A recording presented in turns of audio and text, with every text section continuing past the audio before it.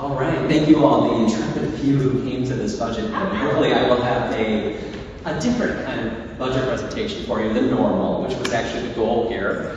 We wanted to, or at least with our money story process that we have, we're trying to look at money differently, trying to see how we can get out of some of our own stories and trying a different viewpoint. So as we started thinking about this forum, sometimes honestly going through a spreadsheet can be a little deadening. Some of us really enjoy that and get a little bit jazzed by it because we're nerds. Other people, you sit there and you just know they're trying to go through, how do I make beef stroganoff? Just to see what, I've got this budget form going on. So it's one of those things where we want to look at this differently. And this is going to be a shorter presentation than a normal budget presentation would be. As a matter of fact, we're not looking at anything for 2026. What I wanted to do is show how our budget and our mission statement intersect. Bring a little bit more life to what our budget looks like. What I wanted to do is, first of all, bring up our mission statement, which you've all seen. Our mission, an inclusive, episcopal community practicing the way of Jesus by loving our neighbors, striving for justice, growing spiritually, and celebrating word, music, and art. I think we've all seen this. I think we've seen it so many times, sometimes we forget about it. And it's also how we do our budget. So, let's kick into the first slide. By the way, some of these you will kind of sort of see with the budget information that was sent out. So I kind of like stole some of my own thunder, but it's hopefully still a little informative. So, there at the top, there's our mission statement. We have loving neighbors, striving for justice, in life. Just a little bit of foreshadowing. For those of you who have not really paid attention to how our line-by-line budget works, we actually separate our expenses, which we call investments, into separate areas of our mission statement. One of our areas of expense or investment is neighbors and justice. So you'll see that a couple more times as we go through this budget. So for this section, $117,000 of our budget, which is a $644,000 budget total, is in this area. These are the supplies that we use for hospitality, stuff that we just finished doing, like your pop, cups, all that kind of stuff, all the way to the website, to various communication tools that we use to communicate with ourselves and with neighbors. It's our how we connect with our neighbors. We also spend a good amount of money on the ECMN assessment, which is a neighbor thing and a justice thing, because we are part of a bigger church. It's not just this church. We're a part of, as you all know, the Diocese of Minnesota, or ECMN, and ECMN is a part of the broader national diocese, which is part of the Anglican Worldwide Communion. And all of that brings us into that community. And this is our contribution to support those things. We also have contributions to our community partners, which something is like the food box outside, Indigenous justice programming. We sometimes do it, it's not every year, but sometimes we do. We've got a couple of other smaller community partners that we work with. And the other big thing is our Haiti contributions. So we have a big line item for Haiti. That's a big mission here. So this is where this goes. I don't want to go through the line items on all of these, because this is actually living into our mission statement. So with that as a preamble, what's actually a preamble is the first section. Let's go to the next section. Growing spiritually. So this is where I think I've got her own title here, but what is Sheila's title? Director of Intergenerational Ministries. Director of Intergenerational Ministries. This is where her salary is accounted for. It's where our child care salaries are accounted for.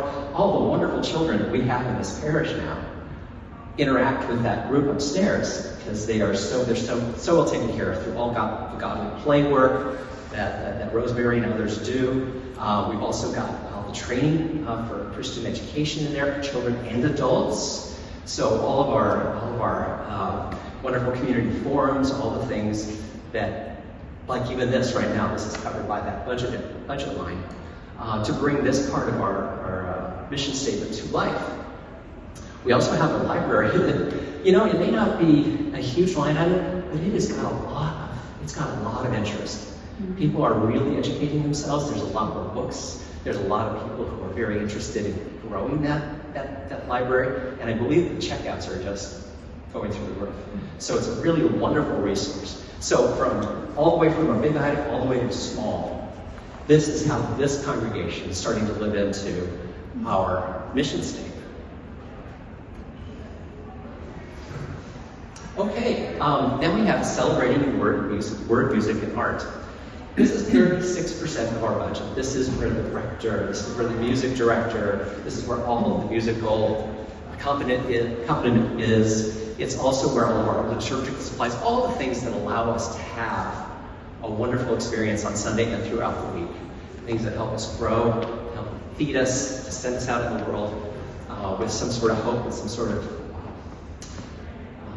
spirit to give. Also, it's where of course our instruments are maintained. But this is a part of our budget that is so important to the rest of the budget that they're all working together. Okay, so this is all three of the big sections of our mission statement. And then we go into one that's not in our mission statement that is incredibly important: maintaining our mission. And this, while it may not be in the mission statement, is what supports the rest of these missional items. It's our parish manager who supports everything that happens here. It's all of the office equipment. It's all of the property stuff. It's all of our utilities. It's the skin of this building. And it's the ground. Without this being here, it wouldn't be able to support the other areas that we had just gone through. So it's an incredibly important piece. It's 36% of our budget as well. And it is what makes everything else possible. So, given that, sorry, there we go. Where do we get the money? How do we divide our money up? Well, 65% of our revenue comes from pledged and plate collections, which we're doing right now. Then we have building income, I should say income from building leases and parking lots. I got that out of there. So we obviously have a school, Montessori school that pays rent to us. We have a few other building users who give us or have some shared expenses with us. We have a parking lot, and Kathleen Bowe, who is not here today, but has done an amazing job at getting our parking lot virtually fully rented. It's amazing. So it's actually become a nice source of revenue for us. And then just, kind of the lease of the Verizon cell tower. If you didn't know we had one, we do have one. We lease our roof out. But then we have Haiti at the bottom. Haiti and other outreach is, of course, a fairly large portion of our budget, with the rest of our budget covered by our investments at about 14%. So just as a practical matter, that 14% might change depending on how much pledging we get. So that's an area, that's where we essentially make our budget balance, is in the investments. So I don't want to go too deeply into that unless you're super interested in that, but that's the part that will change a little bit. The rest of the information I've given you here might shift a little bit by a percentage or two, or by a few dollars or so, but this is basically how our budget goes together. This is how our budget intersects with our mission statement. And this is the one area that might shift a little bit more depending on how pledging goes this year. And we're doing great. So I just wanted to give you that quick overview of everything and kind of trying to make it not so much of a line-by-line item, because I think sometimes that can get too detailed, but just to kind of give a sense of how our budget really does intersect and how we ended up making our living into our mission. So, any questions on any of this? Yes? How is Haiti a source of revenue? I'm sorry? How is painting a source of revenue? It's actually passed through, but it is a part of our budget. So we end up getting about a pledge campaign for about $40,000. We send it out. So it's on the expense side as well. Yep. So it's in and out. I don't understand why it's located in Because, Paula, we do a separate pledge campaign in the spring that invites people to give directly to the Haiti campaign. Oh, thank you. Okay, I'm sorry, I didn't think that. We're not getting money from here. No. The last thing that they need to do is send us their money. in and out. This is a separate campaign, exactly. Get it for Haiti and then turn it around to Haiti. Right. People Exactly. 100% support us. Right. I- We end up being, we're not the only congregation that does this, but this is our portion. But yeah, it's a separate campaign. Yeah. Thank you. Sure. Any other questions? Well, I would tell you that as I was putting this together, I was aware that there are certain parts of this that if we do this again and I get better at this, because this is the first time through, let's be honest, you're my guinea pigs. Thank you for being here. I want to possibly maybe at some point recognize that some of these areas, meaning kind of the, get back to that slide here.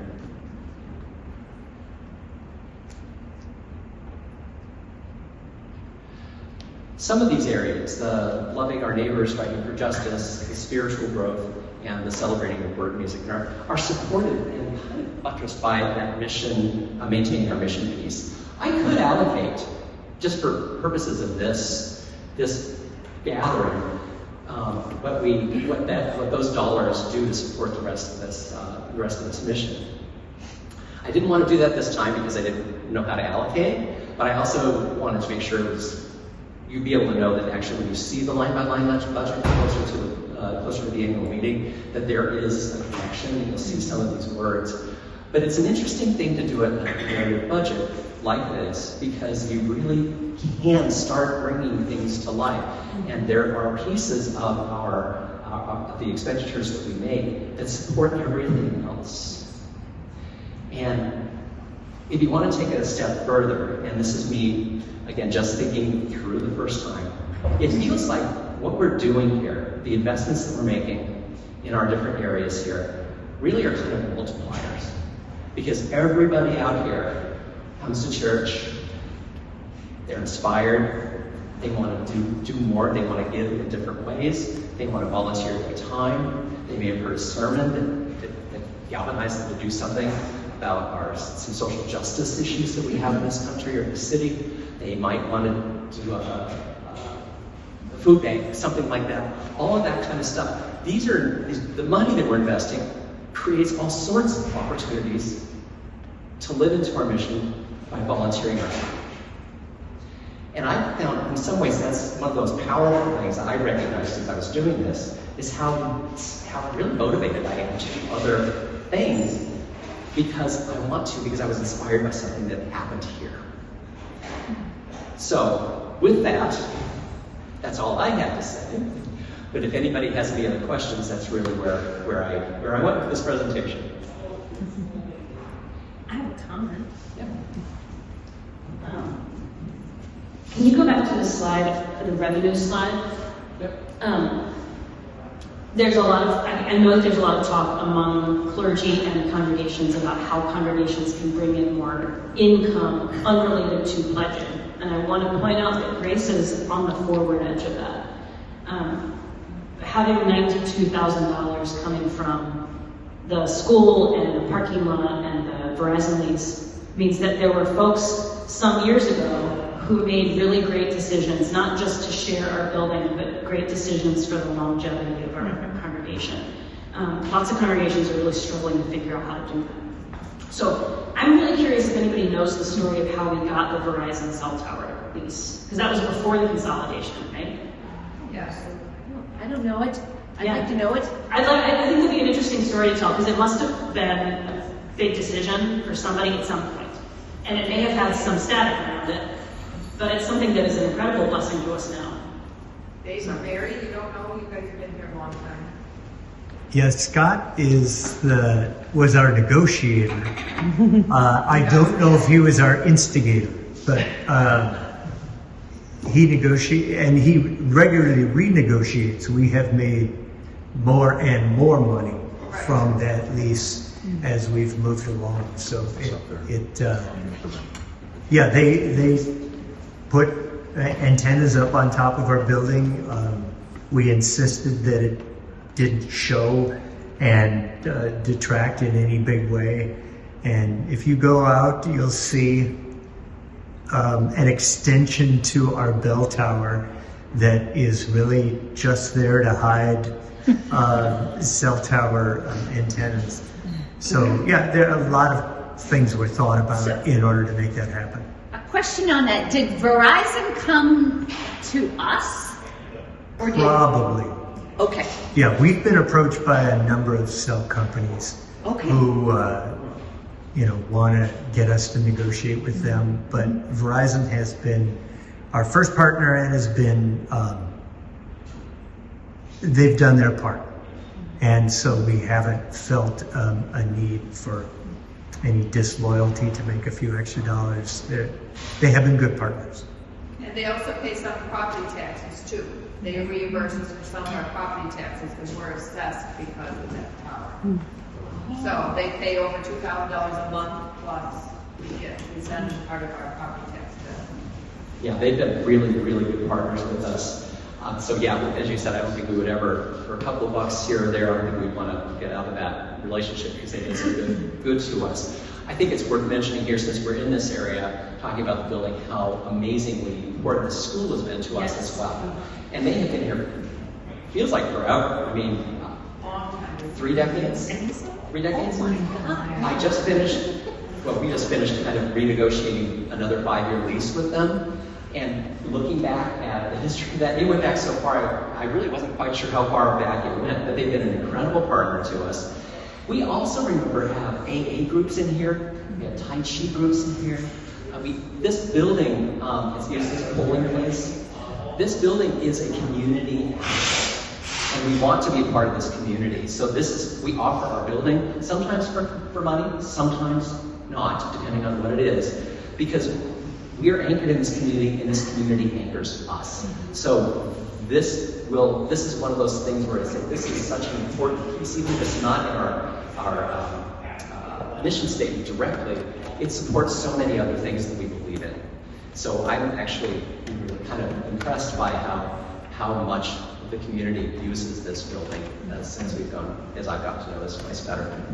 The one thing you have to remember though, with more groups and more things we're doing, it does bring some expenses on the other side because we get calls and things, I can talk about, things from Sunshine or somebody else saying, can you fix this or this is not working. So, we get more revenue, but we do have some expenses that go along with it. So that's important to keep in mind too. But it's a great thing that we're doing for the community. It really is. Somebody else had a question. Fun? Benita? I'm going to bumble this because I don't know the history, but does anyone recall the consulting group? This was prior to Susan's adventure here. The consulting group that came and talked about how it was how churches can be more a part of the community. Do you remember that group, David? HCA, you mean the building assessment? No, this was a group that I think Larry and Father William had Father William. a contact in a... Yeah, and I thought it was very interesting to see, because churches all over the country are obviously straining for funds. But I'm wondering about this piece of what we're doing. We're so part of the community. Can't we take advantage of that in terms of when people drive by, they see church. They don't see theater space, they don't see Montessori, all of these things are really a way to say we're really connected to the community. And I wish there was a way, I do, of letting that be known. Sounds like you're asking a communication question, partly. Yeah, it is a On communication. the website, our website shows all that, I think. Yeah. Yeah, I think that it's probably pretty hard to, It is, I for us to suppose. advertise it like on a sign, although I guess if we could. It is through our other community partners, probably word of mouth, certainly our website, and maybe there's some other ways. I'm just your lowly treasurer, I'm not a communications Oh, no, I guy. know. But there's definitely need out there. But there's a real value, I think, for people just having that awareness of we're really webbed in. Is there a very immediate community newsletter at all? Do we know? I have no idea. I don't know, but that's a good question. There probably is, I don't know. Just talking. We also have to be aware of kind of what capacity we have. Sure. There is, like there's really no real room to rent anymore. Yeah. However, as you said, like a performance space, something like that, which I know Adam has kind of started exploring some of those things. So there are other areas. I don't know that there's another huge area of revenue for us in this thing. So it's not a revenue piece. It would be more a matter of meeting a community need on a case by case. Well, and I don't mean advertising. I just meant this is our connection to our community in all these ways. Yeah. That's all. Could maybe increase membership. I'm curious, in this day and age, in our giving, how many are doing like direct deposit to the church, and what percentage of our offering comes from passing the plate now? So I'm going to actually have to defer this to a different time because I don't know the answer to how much of our pledging is satisfied by electronic giving or not. We do have open plate when we're not actually somebody's giving money who's not pledged. So that's like $15,000, something like that. So some fairly small portion. Okay. But I don't know what the split is between electronic and check. Do you know what the split is between electronic and check pledging payments? Yeah. Oh, it's probably half and half, I would say. Or maybe. Half and half. Yeah, we get checks every week.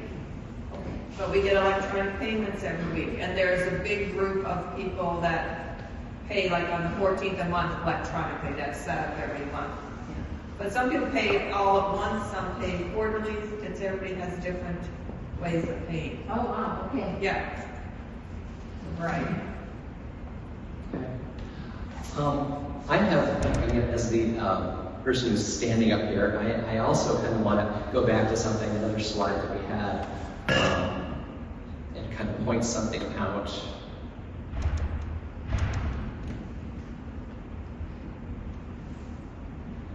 Yeah. So in this area, probably in the next one as well, we have so many, and I want to come back to the volunteer piece that this church has inspired to do. I mean, in this very room, I see people who do the Mini Pop Food Show. I see people who feed my hungry children. I see people who are engaged with, or have been engaged with, like First Independence Bank, with all of these different communities within our community that don't honestly get necessarily a line item even, but they're such important pieces of what we offer ourselves to give. And a lot of it is inspired by what we say we are, how we decide we want to live the way of Jesus. And it's so hard sometimes to actually quantify those things, and I kind of wonder whether there's a way for us to start doing that, because it is that piece, I think, that feels invisible, but it's the piece that actually gives us life and makes us a happy, important piece of our world's need, satisfying that need. And I'm struggling with words because it's not on a spreadsheet. It's not in this presentation. It is something that's already happening. Everything that's here supports that, but then it gets to be kind of invisible after that, or kind of sort of invisible. And I think we've got to figure out a way to bring light to that because it is so hopeful.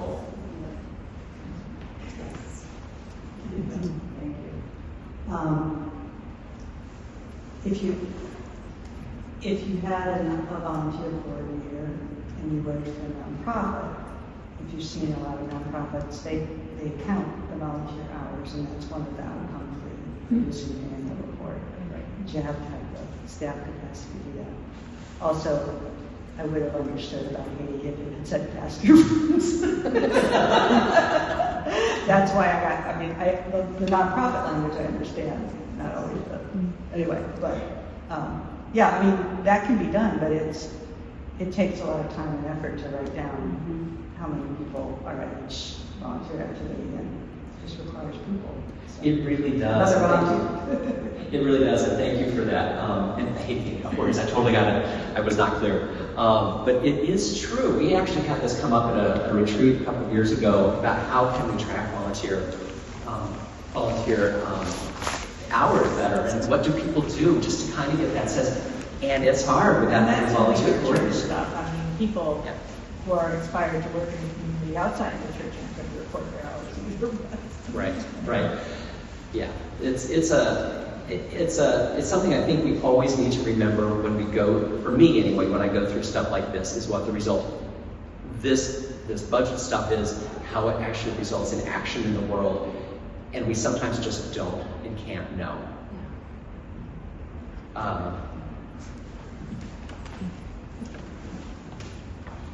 So assuming that there is a completion of the pledge drive and there's a budget that's related to that, and we've talked about the volunteer efforts and hours that may be in place and that are in place, what would be a route, or is there a route for someone who has a special project in mind, or a particular item that they would like to fund? How might that happen? That is over and above a pledge and over and above volunteer time. I would say, first of all, honestly, speak with somebody on the vestry or speak with the rector about this. The rector would be happy to speak with you about this. Because that would be a delightful thing to have happen. It's one of those things that if the rector doesn't have to do all the work, the rector's a great first stop in getting it underway so that this gift can be launched.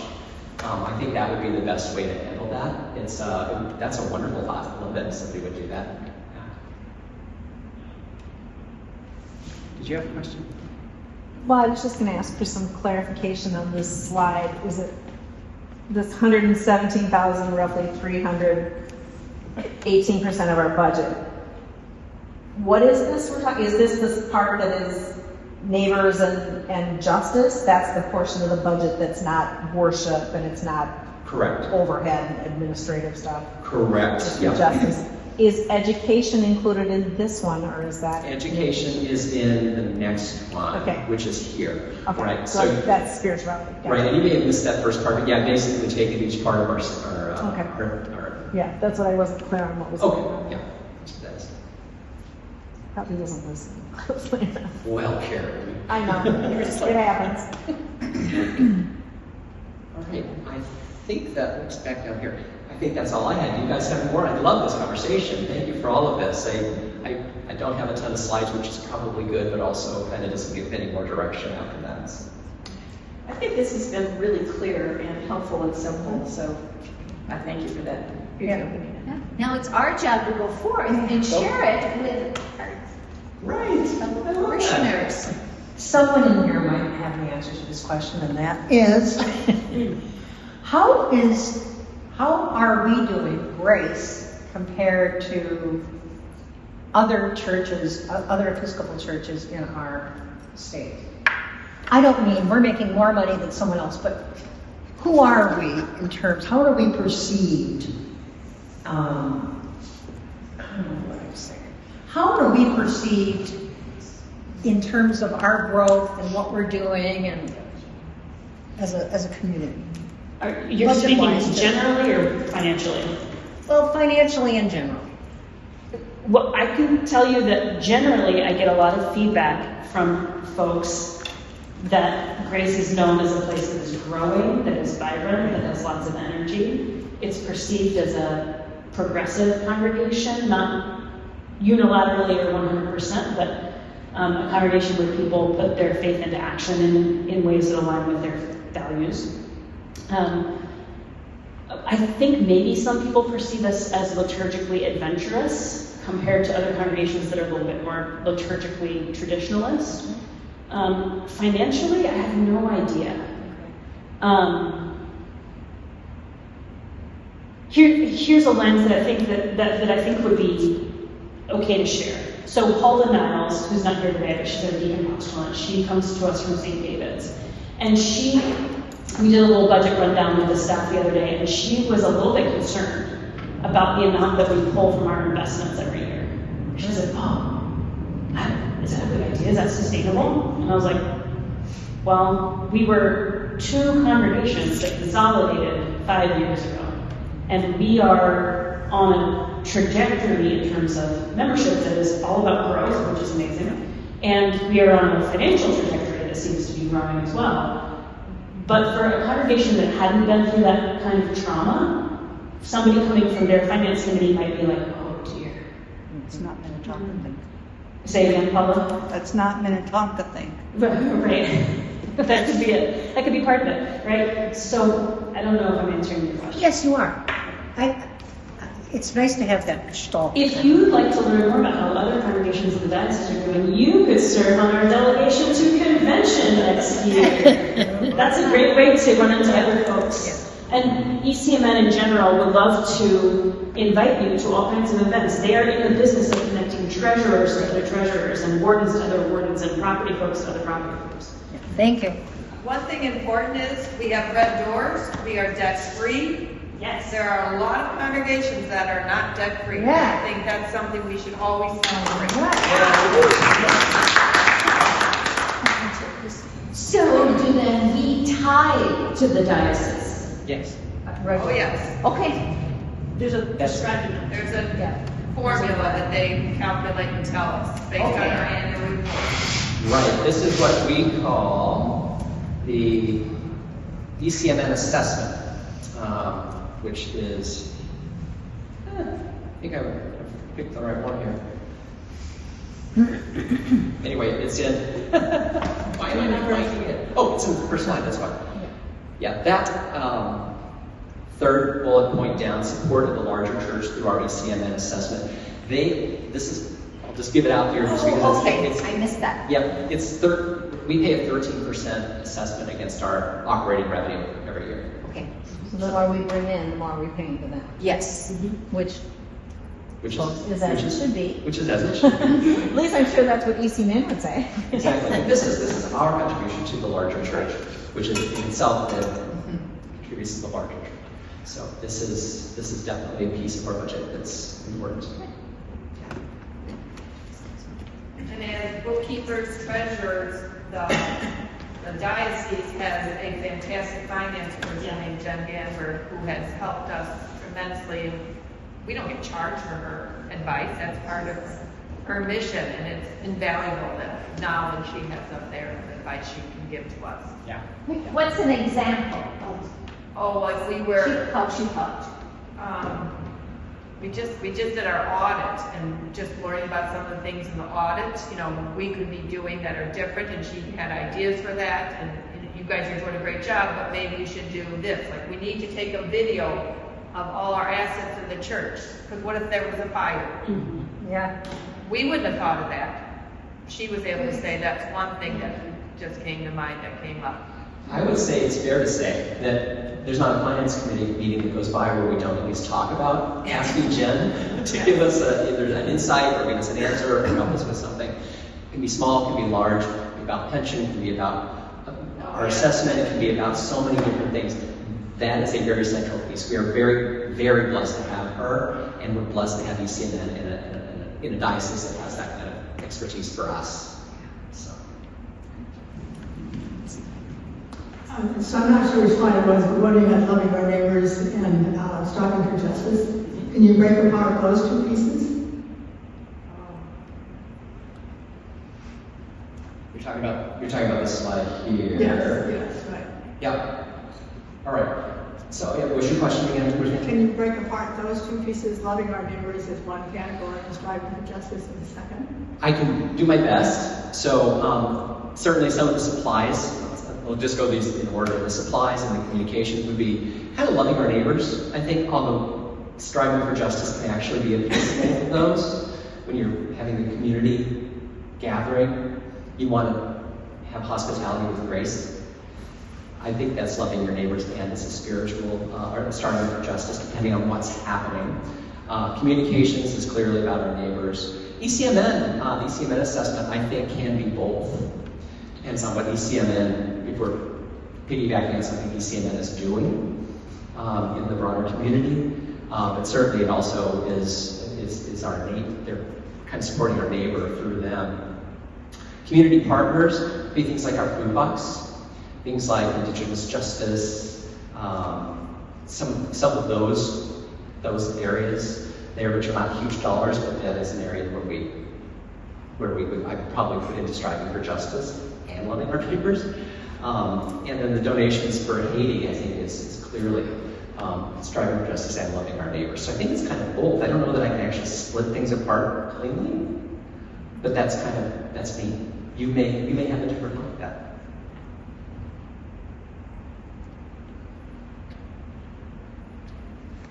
Okay.